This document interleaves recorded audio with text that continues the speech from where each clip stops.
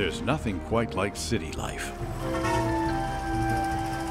Stimulating, fast-paced, alive, and brimming with potential.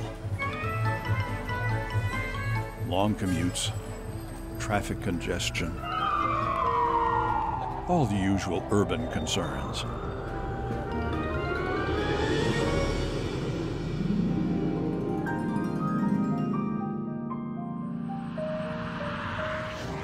But you don't have to travel far in our state to find a delightful contrast.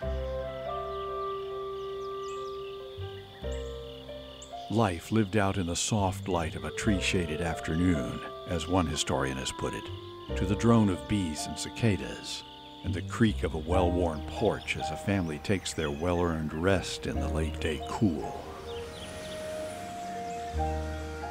This is Warrenton, at the far eastern edge of the North Carolina Piedmont, about an hour north of Durham and not far from the Virginia border. If you disregard power lines and automobiles, this town looks much as it did 100+ years ago. Warrenton's population is about the same as it was after the War of Northern Aggression, about 900. We bloomed in the 1840s and the 1850s, and after the war, the economy sort of became stable, and we've just knocked along like that ever since. But that's good as things turned out, because Warrenton remains the quintessential small town. Southern style, a community with fine old homes and friendly people. Hello, Margaret. Hey, Richard. How are What you? you up to? Nice to see you. Good to see you. Come sit with me. Time. Warrenton is a front porch town. And that's where we visit. That's where we rest. That's where we entertain our company. If I had my way, I guess I'd make it a law. It's against the law to build a house without front porch. Some of Warren County's best front porches are attached to old plantation houses, a few of which have been lovingly restored from various stages of dilapidation. When we first saw the house from the road, you almost couldn't see the house. The vegetation was so overgrown. We really didn't even know it was a house. But when we were in the driveway, I fell in love with the place, and the house grew on me. And Larry told me it would take 5 years, and it was a long 5 years. One of the first things we had to do was to remove 4 separate beehives from the house that were actually embedded in the walls. We called a local contractor to come in here, who was a particularly colorful fellow, a man of few words. And after I explained to him what I needed done, he looked at the house and he looked at me and he said to me, "Son, are you a carpenter?" And I said, "Well, no." And he thought a minute and he said, "You will be." The Carvers and their 3 sons learned to be carpenters rather quickly.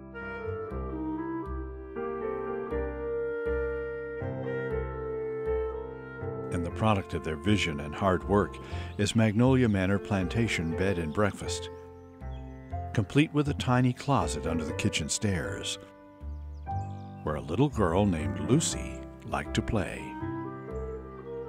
In 1903. God's reward for restoring this house is to sit here at 5:30 in the morning and enjoy all the nature that's here, whether it be the rain or the snow or the birds in the magnolia tree. It's just awesome.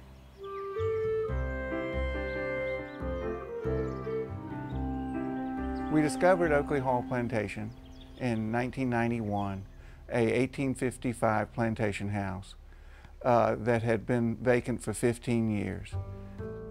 You had to view the house with a flashlight because the windows were boarded up. Oh, it was awful. The transformation has been remarkable, thanks to another Warrenton newcomer.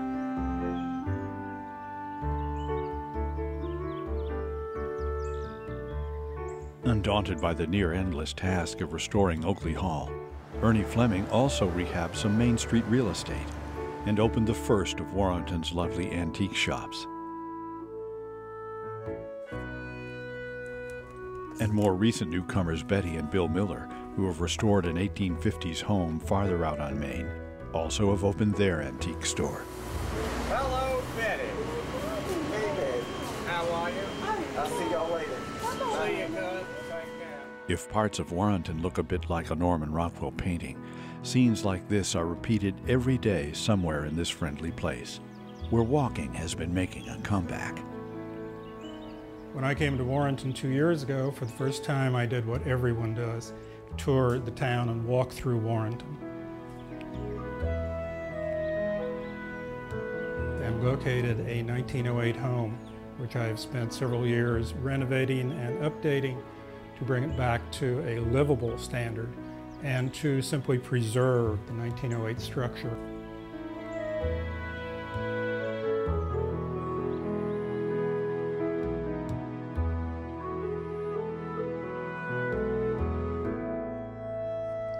Here in Warrenton, we live surrounded by history.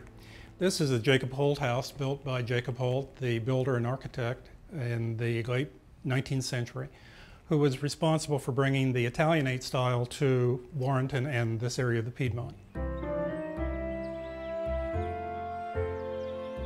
In Williamsburg, you see a lot of reproductions, what people think they look like. In Warren County and in Warrenton, we live in the originals. But basically, life is slow. We're living in those ways like people used to live 50, 100 years ago. On the other hand, the idea that progress has completely passed us by is not correct at all. We've got a couple of traffic lights right out here on Main Street, and every Friday afternoon, about mid to late afternoon, we have about 5 minutes of traffic congestion. If you'd like a brief introduction to the Warrenton of not so long ago, there's no better guide than delightful Portia Hawes, who can be seen most warmish days like this on the front porch of her small yellow house, working on one of her beautiful quilts. Portia's stories and quilts come together in an intriguing bit of pre-Civil War lore, which has it that secret codes were once designed into quilts used to guide runaways along the Underground Railroad from border slave states to freedom in the North. So each patch in this quilt tells a story. In some areas, the bow tie said, "Dress up. Look like you're free slaves. Stand up tall." Monkey wrench. Take some tools along. Wagon wheel, or the Dresden plate. Pack everything in a wagon. Bear claw. Follow the bear's trail. They know where berries and water are.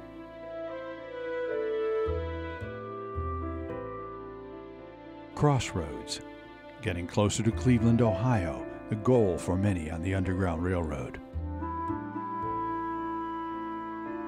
Shoe fly, a safe house. Similar to the log cabin. Center square red, safe. Yellow, better not go. And double wedding ring. And it said to the men and women, "Get married. You move as a couple rather than moving as single people." In addition to these colorful stories, Portia also likes to relate more recent history, some of which she can lay claim to herself. My mother's maternal grandfather, John A. Hyman, was first black congressman to represent North Carolina in the U.S. Congress. This is a typical scene of a cattle farm. And my father raised Black Angus cattle down in the Inez area. This one is a picture of the inside of Harrison's grocery store.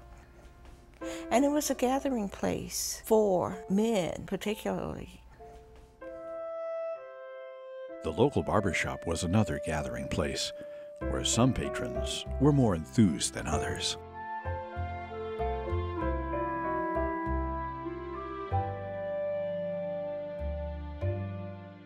This one is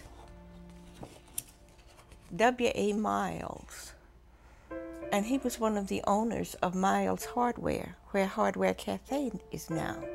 It seemed anything that you needed, anything you wanted, you could go to Miles Hardware and get it. You can still get pretty much anything you need there, as long as it's lunch. The store looks largely the same on the outside today, and now as a cafe, remains a vital part of the Warrenton community. The fabric of this quiet Carolina town is woven seamlessly from threads of old and new. It's a refreshingly tranquil spot, only a dozen or so miles from the interstate, relatively unspoiled by the relentless whirl of progress. A delightful reminder of a time when people moved at a slower pace and enjoyed life's simple pleasures to the fullest. This is almost a storybook town, totally different from any place I have ever lived. It's a wonderful thing. I just couldn't live anywhere else.